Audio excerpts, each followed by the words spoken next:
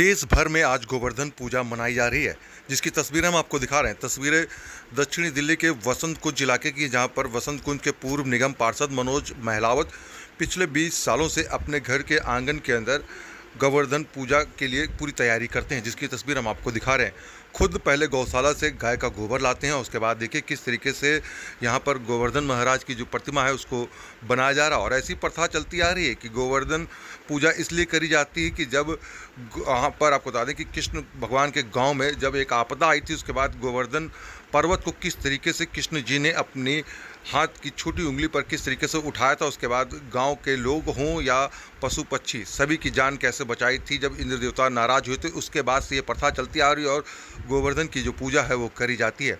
दीपावली के बाद इस पूजा का महत्व काफ़ी ज़्यादा हो जाता है और उसी की तस्वीर हम आपको दिखा रहे हैं कि किस तरीके से यहाँ पर देखिए उसकी सुंदर एक आकृति जो है भगवान की वो बनाकर यहाँ पर मनोज महलावत ने तैयार करी है, जो कि पूर्व निगम पार्षद हैं बसंत कुंज के, और पिछले 20 सालों से वो इसी तरीके से अपने घर के अंदर गोवर्धन पूजा की तैयारी करते आ रहे हैं। क्योंकि दोपहर में पहले तो गोवर्धन पूजा के लिए प्रतिमा बनाई जाती है गोबर से, और उसके बाद गाय के गोबर के बाद ये प्रतिमा बन जाती है। उसके बाद देखिए किस तरीके से इसके श्रृंगार को किया जाता है, और उसके बाद शाम को घर के और आसपास के जो लोग होते हैं वो यहाँ पर गोवर्धन महाराज की परिक्रमा के चक्कर लगाकर उनकी पूजा जो है वो करते हैं। इस पूजा को लेकर क्या कहा पूर्व पार्षद मनोज महलावत ने, वो हम आपको सुनाते हैं कि किस तरीके से वो तैयारी करते हुए आ रहे हैं और पिछले कई सालों से वो क्यों इस तरीके की प्रतिमा को बनाते आ रहे हैं। क्योंकि वो कोई आर्टिस्ट नहीं है, लेकिन उन्होंने बताया कि भगवान के स्वरूप को तैयार करते करते ये आदत उनको पड़ गई है और वो शुरुआत करते हैं, उसके बाद खुद ही जो है प्रतिमा अपने आप तैयार होती चली जाती है। उसकी तस्वीरें हम आपको दिखा रहे हैं किस तरीके से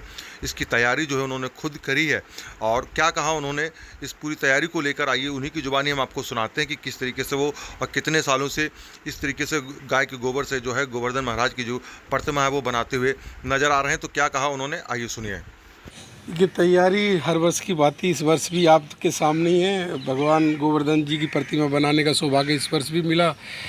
हमारे सदियों से चले आ रहे इस पारंपरिक त्यौहार को बड़े धूमधाम से हम सब मिलकर परिवार सहित मनाते हैं। तो हमारे दादा परदादा उनसे पहले भी सभी गोवर्धन जी का गाय के गोबर से प्रतिमा बनाने का कार्य करता, उसी कड़ी में हमने भी अपनी इस परंपरा को आगे बढ़ाने का काम किया है और चाहते हैं कि आने वाली जो जनरेशन है, हमारी युवा पीढ़ी है, वो भी इसके प्रति जानकारी रखे और इस तरह की अपनी आस्था के त्योहारों को जीवित रखने का कार्य करे।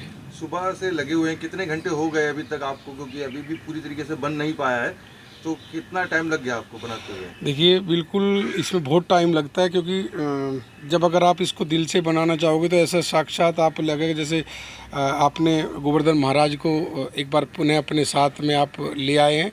तो बारीक काम अभी बहुत काफ़ी बचा हुआ है सजावट का, इसमें अभी भी 1-1.5-2 घंटे लगेंगे और सुबह से हम तकरीबन 9 बजे से लगे हुए हैं इसमें बनाने में।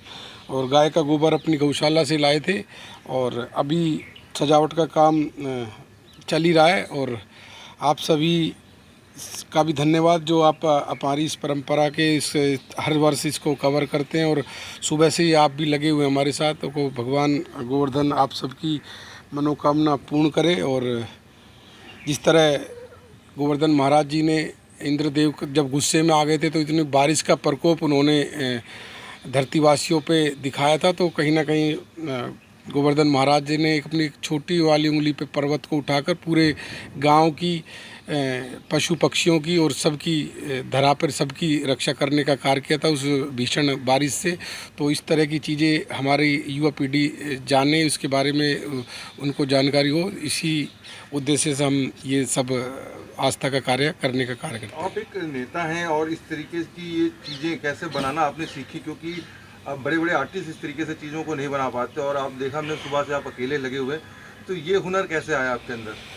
देखिए आप कोई भी काम करें दिल से करें तो वो अपने आप अच्छा हो जाता है। कुछ भी करें आप, तो ये एक आस्था का विषय है और इसको दिल से करते हैं। परिवार के जन मिलकर, बच्चे मिलकर, सभी मिलकर हम इसको अच्छे से बनाने का सुंदर अपने आप बनता चला जाता। हमने शुरुआत करते जब हमें भी नहीं पता होता कि इतनी सुंदर प्रतिमा बन जाएगी। और आपने कहा कि कोई कलाकार नहीं है, हाँ, जब पढ़ाई करते थे स्कूल में तो ड्राइंग अच्छी थी, तो लेकिन इतनी भी अच्छी नहीं, लेकिन ये तो अपने आप में खुद एक भगवान का स्वरूप है। इनसे अच्छा सुंदर तो कुछ वैसी कुछ जग में नहीं है, तो अपने आप ही सुंदर हमारी मेहनत होती है, सुंदर बनने का रूप अपना भगवान अपने आप स्वयं ले लेता है। और कहीं ना कहीं जो हमारे दोस्त हैं, मित्र हैं, वो सब हौसला अफजाई करते हैं, आप मीडिया के बंधु हैं, तो और शक्ति मिलती है कि इसको और सुंदर बनाने का और अच्छा भव्य करने का हर साल प्रयास रहता है। और भगवान ने चाहा तो इसको और बड़े लेवल पर ले जाने का। अब ये गांव में इसको अच्छे से मनाते, तो मैं वसंत कुंज में रहता हूं, तो चाहता हूं कि शहर में भी इससे हमारी इस रीति रिवाज को, परंपरा को आगे बढ़ाने का हमें सौभाग्य मिले।